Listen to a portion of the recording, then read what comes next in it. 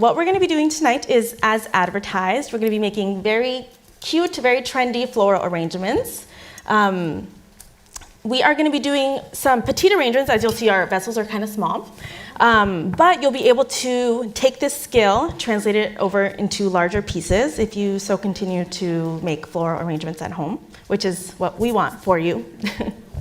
I'm going to be doing a quick demo.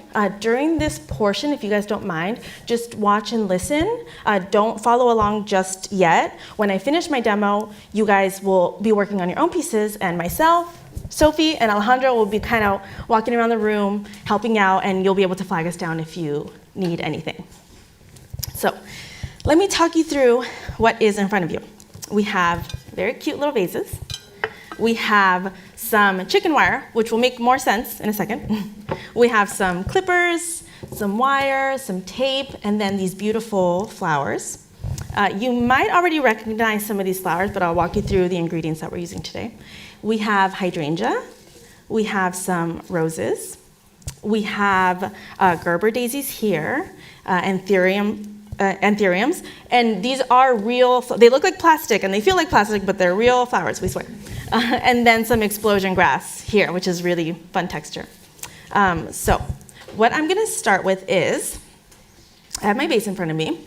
I'm going to take my chicken wire, and I'm going to make almost like a column with my chicken wire here, get it in my vase, and I'm going to just squish it down. Careful with your hands. Luckily, this chicken wire is coated. We have worked with uncoated chicken wire before, and we look like we've gotten out of war. It's like we're scratched up. It's not pretty. But anyways, this is very user-friendly. So I'm taking my chicken wire, and I'm squishing it down almost so that it's below the lip of my vase here. And I'm going to give it a quick touch test. The chicken wire is not going to do anything for you if it's in a tight ball and kind of rolling around in the vase. What this is going to serve as is it's going to start gripping our stems as we put them in. So you want to make sure it's nice and tight and taut. And so I always do a little touch test. We're good. Nothing's moving around. So then I'm going to take my tape. And this tape is meant to protect you from yourself. So as you're arranging with flowers, you might be pulling some out, putting some in. You don't want to pull a stem out and bring the entire arrangement out with you. So this tape is going to help with that. So I'm going to kind of tape it down the sides here. Just chop it. And then there we go. All ready to arrange.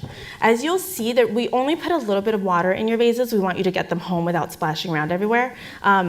You might have seen the flower care cards we put in front of you. It's really important when you get home to add water to your pieces. Flowers drink water, and specifically hydrangea drinks a lot of water. So it's very selfish. So it might drink up the rest of the water and not leave any for the rest of the flowers in there. So as you can see, I don't really have a lot of greens in front of me, but we're gonna need a flower at the base of our arrangement. So what we are gonna use to do that for us, to give us some coverage, is this hydrangea. I personally we as a style, as a shop, don't use a lot of greenery in our pieces unless they are to accent. So for example, like some jasmine or some grass. But we use specific flowers for coverage in our arrangements, hydrangea being one that we use a lot. And I'm going to show you how we do that. So I'm going to cut my hydrangea, and let's see, this is a really stemmy one. As you'll see, it kind of looks like broccoli where you can split it in certain areas. If you want extra coverage in some places, I'm going to clip maybe like two of the little trees here. Just making words up, but you know what I mean. So I'm gonna cut this down even shorter, and like I said, hydrangeas like to drink a lot of water, and in order to help them do that, we split the stem down the center just like this, and I want to expose the white part of the hydrangea here. That's where it drinks from. So what I'm gonna do now that I split it, and you can see it's really short, basically I'm just gonna get it really low in my vase, just like this. Almost looks like a little tuft of hair.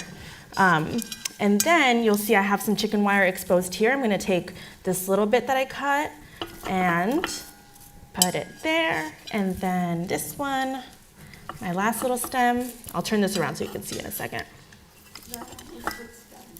It looks fun? Yeah, exactly. So then you have, she said it almost looks done, and it's true. Now you can have fun with all these other stems, which is great. So when you have a little vessel like this and you've covered the top, you can really use the rest of your flowers to give your piece volume. So I'm gonna then move on to my roses here. You'll see some of the roses, we like to leave the guard petals on sometimes. This one's a little too ugly, sorry. So I'm gonna tear that off. But now I have this beautiful rose to work with. I'm gonna turn it around and give it a little bit of a spin just to get it to open up. Just to, yeah, kind of fluff this. And then if you so choose, I'm gonna show you a quick trick to opening up your roses. This is called reflexing. It lends to like a very modern, trendy look. So you might love it, you might hate it. You can do whatever you want with your roses. So what I'm gonna do is I'm gonna get my fingers under my petal here, and I'm just gonna flip them. And I'm gonna do this. Right, yeah, the size differences, crazy. We do this a lot for weddings too. Wedding flowers always need to be at their prime, and so sometimes we really have to manipulate them to try to get them as big and open as possible. All right, so now I have my very big rose. As you can see, same rose, different size. All right, so I'm gonna take my rose, and I'm gonna use this stem as almost as coverage like I did with the hydrangea. So I'm gonna cutting it at an angle like this, just so it has a little more surface area to drink. I'm gonna get it in, and you'll see once you start arranging, you're gonna get a feel for the chicken wire. It might fight you sometimes, but it means you just kind of have to play around with the placement, twist the stems around a little bit, and then you'll get it. It's better to have a little more chicken wire than none at all, because when you try to arrange in a vase this shallow with nothing to grab it, it's like they're just flopping around in the vase. So you'll see what I mean in a second when you start working. All right, so I've got my little stem here, or big stem. I'm gonna remove these guard petals, and I'm gonna reflex this rose as well. And again, I'm just going around, grabbing the petal, flipping it, flip, flip. And take your time with it too. But don't be scared of the rose. It's gonna feel like you're hurting it, but you're not.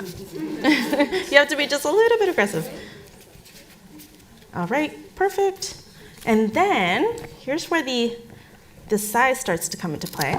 I'm gonna take this stem and kind of pop it up here next to this rose and make sure it grabs. Yep, it stayed. So I've got like with like.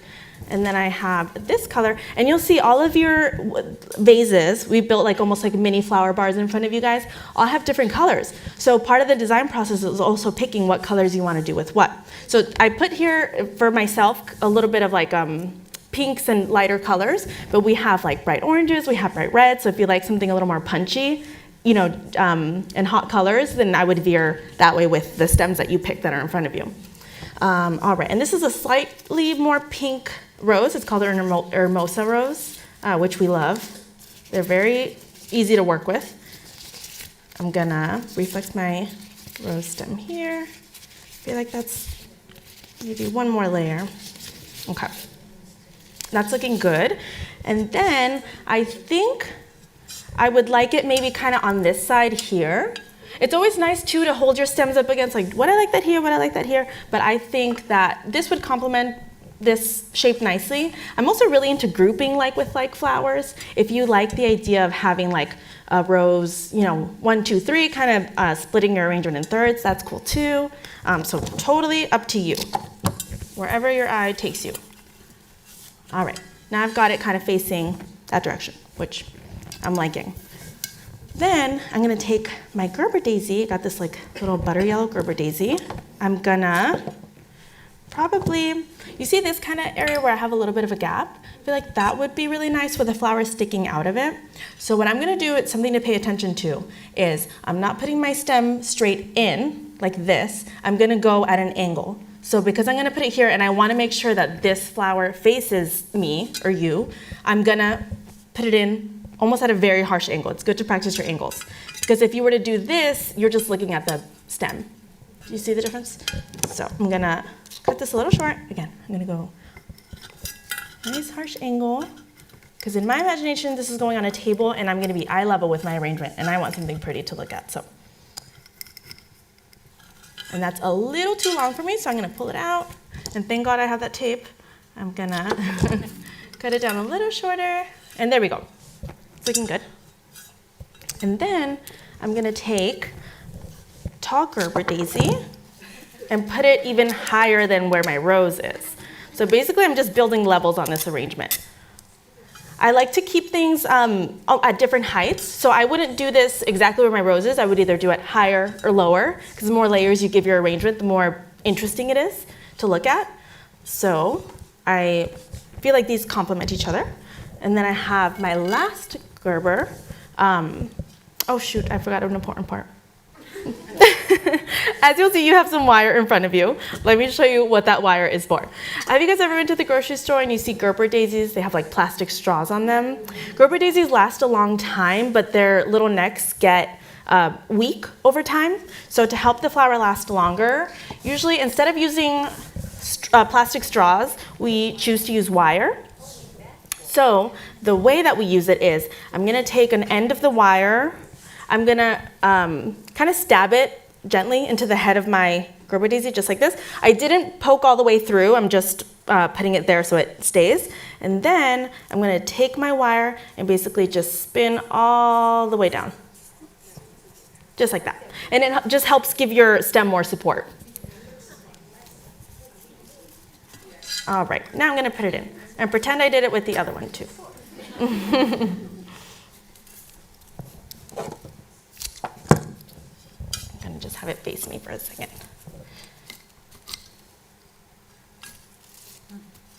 And you're watching me in real time figure out this chicken wire, which you will be doing very soon.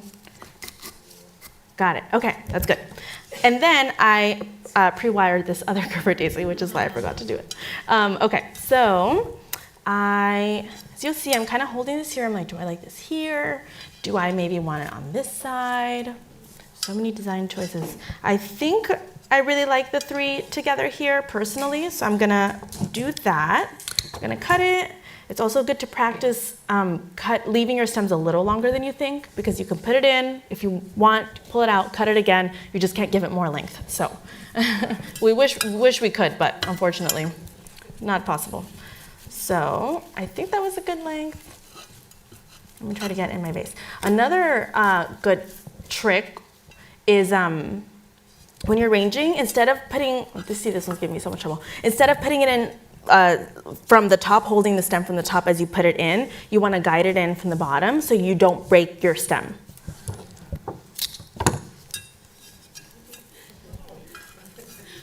Okay.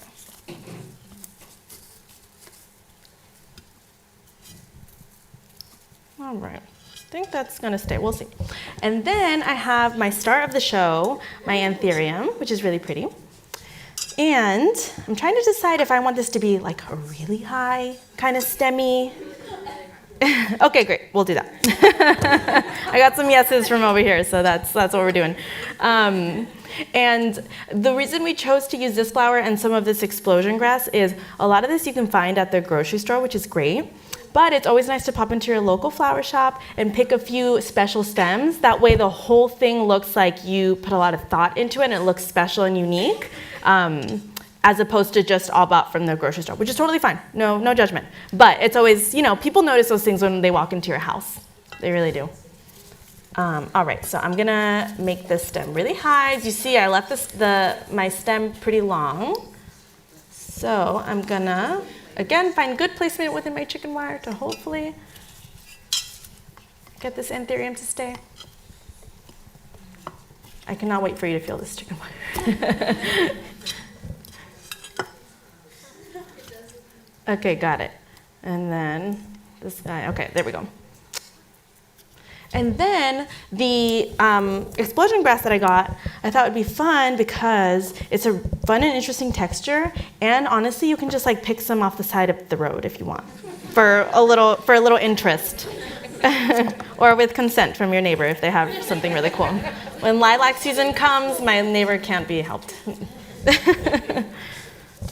All right, and again, I'm using it's not like I have a super green heavy piece and I'm adding flowers to it. I have a floral heavy piece and I'm adding some greens to it. And that's a fun little poof there. And then maybe I'll add one poof over in this back area, which I think needs something a little more interesting. All right, perfect. I'm pretty happy with that. Honestly, I could spend forever tweaking a flower arrangement, but it's like a painting, you just have to call it, you know? And also, if it's 10 p.m. and you have 20 wedding centerpieces to make, then you need to just move on. But I encourage you to tweak your pieces and work them until you're happy with them. I'm gonna leave this up here for you guys to take it for inspiration, but please by no means try to mimic it. I'm excited to see what you guys make. All your pieces are going to be very different and fun and unique. We do have enough flowers at each table for each person to have this recipe. So 3 roses, 3 Gerber daisies, 1 hydrangea, some explosion grass, and 1 anthurium. If you have any questions on that, just raise your hand and we can remind you. But I'll leave this here for you guys to see. And I think that's it. Oh, actually, one more thing. We got some bags for you guys to take your flowers home. I just want to show you, whenever you're ready and done, we'll give you this, but I just want to show you how to pack it to go home. Again, there's very little water in here, which is great. So hopefully there is minimal spillage on the way home. But I'm going to take this tissue paper, get my bag open and ready. Maybe you have a friend help you prop the bag open. And I'm gonna just pop it in here, and then you'll be able to carry your arrangement home. And as soon as you get home, add water. Please add water to your pieces. Okay, we don't want them to die tomorrow. Okay, well, we'll be walking around and helping out, and have fun. Yay.